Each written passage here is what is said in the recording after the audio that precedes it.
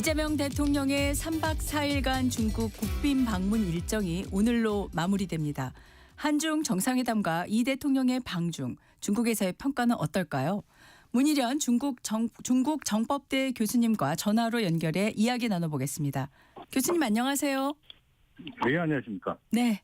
자, 중국 내 반응이 궁금한데 제가 이 질문부터 좀 시작해보고 싶습니다. 이 대통령이 에이펙 정상회의 때 시 주석에게 선물 받은 샤오미 스마트폰으로 셀카를 찍어서 화제가 됐는데 청와대가 네네. 밝히기로는 이 샤오미 스마트폰을 중국 방문에 앞서 개통했다. 이렇게 밝히기도 했어요. 이 셀카 찍은 네네. 거에 대해서 중국 내 반응은 어떻습니까? 중국 언론에서도 이제 그 보도를 하고 있고요. 네. 그리고 이제 SNS 상에서도 광범위하게 유포되고 있는데요. 네. 근데 그 한 가지 재밌는 거는 우리는 이제 그 이재명 대통령이 셀카를 찍으면서 그 뒤에 이재명 대통령 부부, 시진핑 주석 부부 4명이 다 함께 나오는 그 장면들이 나오잖아요. 예. 근데 이제 중국에서 보도할 때 보면 이재명 대통령 부부만 나옵니다. 아, 마치 그렇습니까? 거기에 시진핑 주석 부분은 없는 것처럼 나오는데 그게 왜 그러냐면 이제 그 국가 최고 지도자의 이른바 그 사진은 허가 없이는 함부로 쓸 수가 없기 때문에 아. 이거는 사실 중국에서 배포한 그런 사진은 아니거든요. 네. 그래서 아마 그런 식으로 보도가 되지 않나 싶습니다. 아, 그렇군요. 네네. 네네, 알겠습니다. 네. 자, 11월 에이펙에서 만났는데 이제 2달 만에 회담을 가졌습니다. 90분간 회담의 만찬까지 극진한 예우였다라고 봐도 무방하겠죠? 그렇습니다. 이게 중국의 이게 모든 보도를 보면 중국의 그 가장 최근에 중국을 방문한 대통령이 작년 12월 달에 있었던 프랑스 마크롱 대통령이거든요. 네. 근데 그 마크롱 대통령도 국빈 방문을 했는데 그 당시 국빈 방문에 했던 예우보다 이번에 이재명 대통령이 제공한 예우가 한 차원 높은 거다 이렇게 중국 측은 평가를 하고 있습니다. 그게 그 대표적인 근거로 드는 게 마크롱 대통령이 방문한 곳은 북경과 사천성 성도인 청두인데요. 네. 이 두 군데를 방문했지만 이재명 대통령은 정치 중심주의인 북경 그리고 경제 중심주의인 상해를 방문한 것도 다르고 네. 그리고 마크롱 대통령은 정치와 경제 분야에 대해서 집중했다면 이번에 이재명 대통령은 상해에 가서 이 항일 투쟁의 유적지인 그 대한민국 임시정부 청사를 방문하잖아요. 예. 그래서 이제 정치, 경제, 문화까지 곁들여져 있다. 그래서 한 차원 높은 거다. 이런 식의 보도를 많이 하고 있습니다. 네. 자, 중국은 명분을, 한국은 실리를 확보했다. 이런 분석들을 내놓는데 교수님은 어떤 생각이십니까? 뭐 그런 측면도 있습니다. 근데 이제 그 한 가지 저는 제가 가장 주목하는 부분은 예. 중국이 어떤 명분을 내세우기도 하지만 가장 중시하는 게 양국 관계가 그동안 엄청나게 훼손이 됐었는데 이번 방중을 계기로 전면 회복했다. 이 부분에 대해서 굉장히 방점을 찍는 것 같고요. 네. 그래서 앞으로의 그 미래의 협력에 대해서 더 강조하는 것 아닌가. 그런 점에서는 굉장히 성공적으로 저는 보고 있습니다. 네. 중국 쪽에서 양국 관계가 전면 회복됐다라고 이제 바라는 부분에 그 의미를 굉장히 중요하게 봐야 된다고 말씀을 하셨는데 그러면은 그 전에 그러니까 직전 정부에서의 한중 관계를 그만큼 많이 훼손됐다라고 봤다는 그런 방증이겠네요. 말씀하신 취지를 들어보면요. 그렇습니다. 왜냐하면 이제 그 이전 정권이 사실 중국이 가장 중요시하고 있는 하나의 중국 원칙을 정면으로 위반을 했거든요. 아, 네. 그러니까 아시다시피 윤석열 대통령이 외신과 인터뷰를 하면서 대만 문제는 단순한 대만과 중국 간의 문제가 아니라 북한 문제처럼 국제적인 문제다라고 얘기를 한 거거든요. 이거는 이제 그 대만을 국가로 인정하지 않는다는 이제 하나의 중국 원칙을 정면으로 위배하는 것일 뿐만 아니라 중국이 제일 싫어하는 게 대만 문제를 국제화시키는 겁니다. 아, 네. 그리고 대만 문제의 국제화를 시도했다는 점에서 중국이 굉장히 불만을 퍼뜨리고 강력하게 반발을 했거든요. 그런데 이번에 이제 그게 완전히 이재명 대통령이 이제 이번에 회담에서 그렇고 CCTV하고 청와대에서 인터뷰를 하면서도 하나의 중국 원칙을 존중한다라는 점을 분명히 했기 때문에 네네. 이번에 중국 입장에서는 완전히 그런 불안이나 그런 우려는 해소된 거나 마찬가지입니다. 네, 알겠습니다. 근데 우리 또 안보 관심사가 북한 문제지 않습니까? 그 네네. 위성락 안보실장은 북한과 대화 재개 필요성을 확인하고 긴장 완화와 평화 구축을 위한 창의적인 방안을 지속적으로 모색하기로 했다라고 말을 했지만 중국 측의 발표에서는 북한 이슈가 없었어요. 그 이거를 네네. 어떻게 해석을 해야 될까요? 저는 그게 이제 두 가지 측면에서 봐야 한다고 생각을 하는데요. 하나는 이제 우리 중국의 역할론이 달라졌습니다. 네. 이게 무슨 말씀이냐면 과거에 이제 우리나 미국이 중국에 대해서 북한 문제에 대해서 영향력을 행사해 달라라고 했을 때는 그 뜻은 중국이 영향력이 크니까 그 영향력을 행사를 해서 북한이 핵을 포기하도록 압력을 넣어달라라는 그런 주문이었다 본다면 지금은 이제 중국이 북한을 대화와 협상력으로 끌어내달라. 그래서 대화 협상을 할 수 있도록 해달라는 일종의 딜메이커를 요구를 하고 있는 겁니다. 네. 그래서 이 딜메이커를 하려고 그러면 중국 역시 그 북한을 자극하지 않아야 되고 중국의 그 정부적인 판단도 북한을 언급하지 않는 게 오히려 딜메이커를 하는데 더 유리하다라고 판단을 했기 때문에 네. 일체 언급을 하지 않는 것 아닌가 그렇게 저는 생각을 하고 있습니다. 네. 자, 지난해 전승절 80주년 행사에서 김정은 위원장이 천안문 막로에 올라서 북중로 연대를 과시를 해서 지금 이제 여기 우리의 시각에는 아무래도 북중로 관계가 훨씬 더 결속이 단단해졌다라고 생각을 하면서 지금 말씀하신 네네. 딜 메이커라는 관점에서 봤을 때도 중국이 좀 역할을 할 수 있지 않겠냐는 기대가 있는데 중국의 역할 기대해 볼 수 있습니까? 저는 왜냐하면 중국이 아직도 북한에 대해서는 막강한 영향력을 갖고 있습니다. 예를 들자면 지금 북한의 개외 교역의 95% 이상을 중국이 차지를 하고 있거든요. 거기에는 무슨 생김풀도 다 포함되고 하기 때문에 네. 만일 중국이 압력을 행사하려고 든다면 대놓고는 하지 않더라도 간접적인 방식으로도 북한을 얼마든지 압력을 넣을 수 있기 때문에 최소한 그런 점에서 중국의 정치적 의지만 있다면 영향력을 행사할 것이고 그리고 이 북한을 갖다 대화와 협상장으로 끌어내는데 큰 역할을 할 수 있지 않겠느냐 저는 그렇게 생각합니다. 네. 자, 이재명 대통령이 이제 일본 방문도 앞두고 있는데 그 정상회담 이후에 나온 중국 발표문에 보면은 항일 역사를 강조하는 메시지가 있었고요. 또 상하이에서 네네. 일정을 마무리하는 건데 이런 일정 또 메시지 다분히 일본을 의식한 거다 이렇게 봐도 괜찮을까요? 저는 다분히 그렇게 그렇다고 보는데요. 네. 우리가 하는 비화를 소개를 드리면 네. 당초 양국이 일정을 논의하는 과정에서 우리 측이 제시했던 일정은 북경을 거쳐서 항저우로 가는 노선이었습니다. 아, 네. 그러니까 이제 항저우에 이제 알리바바 등 네. 중국의 첨단 산업 단지들이 많이 있잖아요. 예, 예, 예. 그래서 이제 그걸 둘러보려고 했던 것인데 중국이 항저우 말고 상해를 가라고 자꾸 이제 권유를 해서 이게 상해로 결정이 된 거거든요. 예, 예. 그게 이제 그 표면적 이유는 올해가 이제 대한민국 상해 임시정부 수립 100주년이고 네. 또 김구 선생 탄생 150주년이지 않느냐. 그러니 상해로 오는 게 좋겠다라고 했는데 이거는 아마도 한중 양국이 항일 공동투쟁의 역사를 공유하고 있다. 네. 이 점을 부각시키고 싶다는 그런 의도 아니었겠느냐 이런 건데요. 네, 네.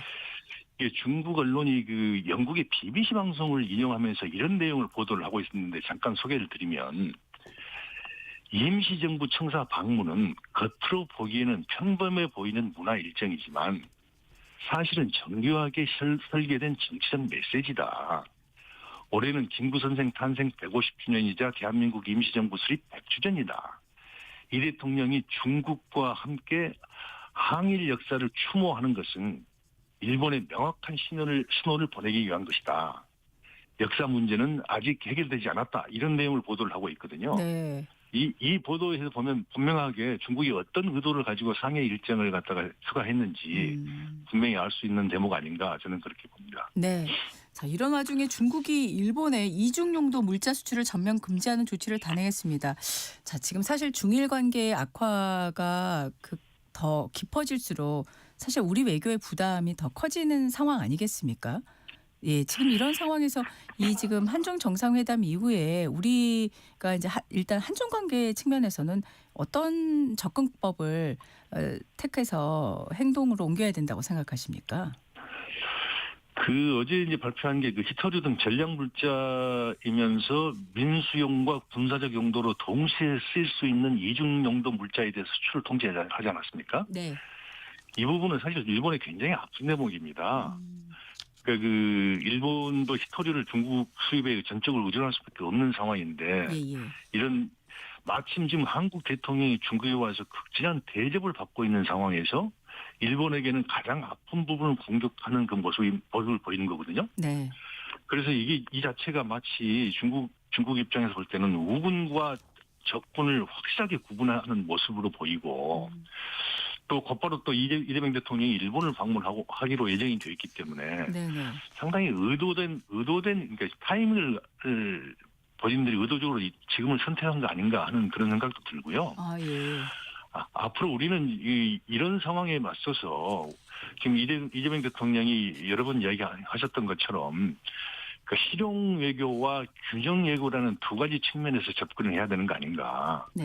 그래서 우리의 국익을 극대화시킬 수 있는 실용 외교의 방안이 어떤 것이고, 그리고 또 중국이 원하는 것은 두 가지거든요. 하나는 글로벌 차원에서 미국과 중국 사이에서 한국이 좀 균형을 잡아달라는 점이 하나 있고요. 네. 또 하나는 중국과 일본 차원에서 일본 관계에서 한국이 좀 균형 잡힌 외교를 해달라. 이 두 네. 가지의 측면에서 균형 외교를 요구하고 있기 때문에 네네. 이 두 가지를 적절히 잘 혼합해서 네. 대처를 해야 한다고 생각합니다. 네. 한중 간에 사실 또 좀 예민하고 중요한 문제가 있습니다. 서해 구조물 문제. 이 부분에 대해서는 지금 언급이 있었다, 입장을 전달했다, 인식을 같이 했다. 뭐 이런 정도의 보도가 나오고 있는데 이 문제는 어느 정도나 지금 한중 정상회담에서 좀 논의가 됐고 앞으로의 좀 변화의 방향, 변화의 가능성이 있다라고 생각하십니까? 저는 가장 이제 서해 구조물 부분에 대해서는 깜짝 놀랐는데요. 네. 왜냐하면 이 서해 구조물을 공동 개발하자는 그런 방식은 그동안 중국이 그러니까 영토 분쟁 지역에 대한 해결 원칙으로 항상 제시해왔던 중국식 방식입니다. 네. 근데 이번에 우리가 제의한 건 뭐냐면 서해 구조물 사태를 방치를 하게 되면 결국은 이게 영토 주권 문제로 비화가 될 것이고 네. 또 영토 문제로 비화가 되면 이게 결국은 양국 관계를 악화시키는 하나의 큰 중요한 요인이 될 수 있으니까 이거를 해결하는 차원에서 서해 구조물 해역에다가 양국이 공동으로 투자를 해서 그걸 공동으로 개발하자 이거거든요. 네네. 그게 그 내용이 핵심인데 이거는 사실 이제 유래가 좀 깊습니다. 1978년에 등소편 선생이 이제 개혁개방 이후 처음 일본을 방문하면서 예. 그 당시에 일본과 중국의 가장 큰 현안이 지금 우리가 말하는 조도, 즉尖閣 열도 문제였습니다. 그래서 그때 이제 등소편 선생이 그 영토 분쟁의 해결 방식으로 8자를 제시하거든요. 분쟁 유보 공동 개발입니다. 그러니까 분쟁은 일단 하루아침에 해결될 수 있는 것도 아니고 결론이 날 수 있는 것도 아니니까 일단 그 분쟁은 유보를 하고 공동으로 개발해서 서로가 이익을 나눠갖자 하는 게 이제 그런 굉장히 실용주의적이고 중국식 표현을 하면 실사구시적 측면의 그런 발상인데요. 이거를 우리가 중국과의 이른바 영토 분쟁의 가능성이 있는 지역에 대해서 먼저 제안을 했기 때문에 중국에서도 깜짝 놀랐고 또 중국에서도 이걸 반대할 이유가 없습니다. 그래서 이제 이성락 실장의 그 발표를 보면 다른 부분은 별로 그렇게 이야기를 안 하는데 이 부분에 대해서는 뭐 인식을 같이 했다라든가 아니면 앞으로 기대감을 갖게 한다든가 이런 표현들이 나오거든요. 네네. 그래서 아마 중국도 그러한 제의에 대해서 상당히 공감을 표시하지 않았나 저는 그렇게 보고 있습니다. 네. 자, 이번에 14개 양해각서가 이제 체결이 됐는데 지금 네네. 국내에서 지적하고 있는 부분이 별도의 공동 성명 발표가 없었다라는 부분인데 이건 어떻게 봐야 될까요? 저도 그 점은 굉장히 이제 아쉽게 생각하는 부분인데요. 네. 왜냐하면 공동 성명이 없었다라고 하는 것은 공동 성명에 넣을 만큼 중요한 그런 사안들에 대한 합의가 없었다라는 걸 하는 반증이기도 하잖아요. 예. 그럼 왜 이렇게 그런 합의를 못 이뤘을까? 이 역사적인 방문에서. 그걸 보려면 이제 어떻게 이번 정상회담이 성사가 됐는지를 볼 필요가 있습니다. 네. 12월 초에 아마도 제가 알기로는 12월 초인데 그 당시 이제 막 이재명 대통령의 일본 방문 일정이 거의 확정될 때였습니다. 예. 그 과정에서 이제 우리가 일본을 먼저 가는 게 아무래도 이게는 조금 좀 중국과 관계를 개선하는 데 도움이 되지 않지 않느냐라는 그런 생각이 들었던지 중국에다 이걸 제안을 했거든요. 우리가 일본 방문이 1월 중순쯤으로 예정돼 있는데 네. 그 전에 방문을 하고 싶다라고 했더니 처음에 중국이 난색을 표명을 했습니다. 아, 예.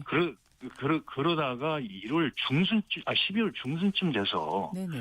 중국이 전격적으로 수용을 합니다. 좋다, 받아들이겠다라고 네네. 해서 그래서 결국은 이 국빈 방문을 준비하는 기간이 불과 굉장히 짧았네요. 20일밖에 안 됐습니다. 예. 그래서 너무 짧은 시간에 준비를 하다 보니까 그런 굵직한 의제에 대해서 서로 사전 조율할 수 있는 그런 시간적 여유가 없었고 또 그럴 만한 여유도 없었지 않느냐. 네네네. 그래서 이번에 공동 성명이 불발된 거 아닌가 저는 그렇게 보고 있습니다. 그렇게 보고 계시는군요. 네. 네네. 중국 쪽에서도 이렇게 짧은 기간 내에 상대국의 국빈 방문 제안을 받아들이는 게 좀 이례적인 거죠, 그러면은. 굉장히 이례적입니다. 중국은 원래 예견은 대단히 오래전 장시간을 갖고 준비를 해오고 그 의전 하나하나에 굉장히 신경을 쓰거든요. 그래서 이번의 경우 같은 경우도 뭐 여러 군데에서 우리가 느끼고 있지만 중국은 나름대로 최선을 다한 예우를 하고 있고 사실 중국의 언론 표현을 보더라도 네. 극진한 예우를 지금 하고 있는 겁니다. 네네. 그런 흐름에서 나온 걸까요? 이 한중 정상이 판다 추가되어 논의를 꺼냈는데 하루 만에 이제 양국 환경 당국이 실무 논의를 개시했다는 이런 보도가 나왔거든요. 이거 네네. 우호적 관계를 더 깊게 하려는 움직임으로 보면 되는 거죠. 그렇죠. 어차피 이제 지금 판다가 지금 네 마리가 지금 네. 한국에 있긴 한데 예. 그 전에 후보 등등 해서 우리 중국으로 반환해 준 것도 있잖아요. 근데 이제 이게 아까 조금 전에 지적하신 것처럼 일본은 지금 제로 판다가 한 마리도 네. 없게 되는 거군인데 예. 우리한테는 지금 2마리를 더 주는 거거든요. 네. 그래서 한국과 일본을 너무나 이렇게 비교가 되기 때문에 예. 적군과 우호를 너무 확실하게 가는 거 아니냐 이런 우스갯소리가 중국 내에서도 나오고 있습니다. 그렇군요. 네. 네네. 자, 지금 중국 방문 직전에 갑자기 저희 이제 입장에서는 베네수엘라 공습이 있었어요. 근데 이제 네네. 국제 정치적인 측면에서 봤을 때 중국과 베네수엘라가 석유뿐만 아니라 뭐 통신 분야 진출 등 해서 여러 가지 밀접한 관계가 있는 건데 이 부분에 대해서 중국이 어떻게 보고 있는지 조금 설명을 해 주신다면요. 베네수엘라하고는 중국은 굉장히 가깝습니다. 네. 베네수엘라산 석유를 수입하는 대표적인 국가가 이제 중국과 인도거든요. 예. 특히 이제 중국은 베네수엘라의 하루 석유 생산량의 40%가량을 수입을 합니다. 네. 2024년의 통계를 보면 네. 베네수엘라가 하루 평균 92만 1000배럴을 생산을 했는데 이 중에 35만 1000배럴을 즉 38.2%를 중국으로 수출했습니다. 거기다가 중국이 매장된 원유를 담보로 해가지고 뭐 통계마다 약간 다르긴 하지만 적게는 600억 달러, 많게는 1,100억 달러의 차관을 제공했다고 지금 보도가 되고 있거든요. 그렇군요. 통신도 지금 방금 말씀하신 것처럼 중국산 화웨이 설비로 다 베네수엘라 전역이 깔려 있고 네네. 작년에는 레이더 등 방공망도 전부 다 중국산으로 교체를 했습니다. 이런 상황에서 지금 마두로를 체포했기 때문에 예. 만약 트럼프 대통령 말처럼 네. 미국 석유 회사가 베네수엘라 석유 시설을 인수를 하게 된다면 그 미국 회사가 채굴한 원유를 중국에 제공할지도 만무하고 네네. 중국이 그 원유를 담보로 빌려준 빚을 갖다 갚을 일은 더더욱 불가능하거든요. 그렇겠네요. 그래서 이 중국은 굉장히 심각한 상황으로 보고 있고 네네. 앞으로 이게 지금 분위기는 그런 것 같아요. 예. 일단은 뭐 이렇게 상당히 그 비판 수위를 자제를 조절을 하고 있는데 예. 일단 사태가 어떻게 진행되는지 그 사태를 예의주시하면서 그 자기 나름대로 그 대응 방책을 강구하려는 거 아닌가 저는 그렇게 보고 있습니다. 짧게 그동안 중국과 베네수엘라가 얼마나 그 긴밀한 관계였는지를 설명을 해주셨는데 이게 지금 네. 우리 이 외신 보도에서는 조금 그런 내용들이 많이 다뤄지지 않아서 여쭤보는 건데요. 이번 사태가 그 중남미에서 영향력을 키워가고 있는 것으로 저희는 이제 알고 있는데 중국이 네. 어느 정도나 영향력을 확보했었던 건지 앞으로 이 베네수엘라 공습으로 인한 중국의 중남미 전략의 변화에는 어떤 게 크게 요동칠 수 있는지 어떻게 보십니까? 그 중남미에 대해서 이제 그 중남미라고 하는 것은 미국의 앞 뒤뜰이라고 좀 다들 그러잖아요. 미국 네. 소위 말하면 미국의 세력권 안에 있는 그 지역인데 네. 사실 중국이 이제 그 이번에 그 체포한 마두로 대통령의 그 베네수엘라를 비롯해서 또 브릭스로 얽히는 브라질도 있잖아요. 네. 그리고 칠레도 있고 등등 여러 가지 그 콜롬비아도 그렇고 여러 나라에 대해서 중국이 경제적 진출을 많이 했습니다. 네. 그래서 그 많이 했기 때문에 그 중남미에 대한 중국의 영향력이 갈수록 이제 커지고 있는 건 분명하고요. 네. 그러면서 이제 이번에 그 트럼프 대통령이 신멀로주의라고 해서 뭐 네. 자기 표현은 벌로주의라고 그러던데 네. 그 신멀로주의를 통해서 이 중남미 그러니까 미주 대륙은 확실히 미국이 챙기겠다 그런 정책을 좀 강력하게 추진하고 있는 거잖아요. 네. 그래서 제일 먼저 손댄 게 파나마 운하고 그다음에 손댄 게 멕시코와 캐나다 손보고 그리고 그린란드 이야기하고 이번에 베네수엘라 손댄 거거든요. 네. 그래서 그렇게 보면 미국은 중남미 미주 대륙에 대한 그 영향력을 더욱더 강화시켜 할 것이고 예.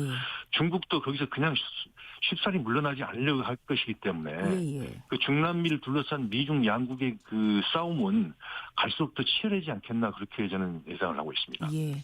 지금 4월에 트럼프 대통령 중국 방문이 예정이 돼 있는데 이거 앞으로 어떻게 될 것 같으세요? 전망을 어떻게 하시겠습니까? 지금 이제 미국과 중국의 공통된 어떤 목표는 양국 관계를 안정적으로 관리하는 것이 급선무거든요. 네. 그래서 여기다가 이번에 이제 그 마두로 사태로 인한 베네수엘라 사태에 관련해서 중국은 자국의 손실을 최소화하는 게 지금 목표이기 때문에 네. 어찌됐든 미국과 협상을 해야 하는 그런 상황입니다. 예. 그래서 큰 돌발 변수가 생기지 않는 한 저는 4월 미중 정상회담의 개최에는 큰 영향이 없을 것이다. 저는 그렇게 보고 있고요. 네. 그중에 만일 뭐 돌발 변수가 있다면 이야기는 달라집니다만은 그래서 이제 트럼프 대통령도 자꾸 시진핑 주석과는 좋은 관계를 갖고 있다고 자꾸 여러 번 강조를 하는 것도 그런 맥락이 아닌가. 그래서 뭐 4월 미중 정상회담은 아마 예상대로 열릴 가능성이 저는 높다고 보고 있습니다. 네.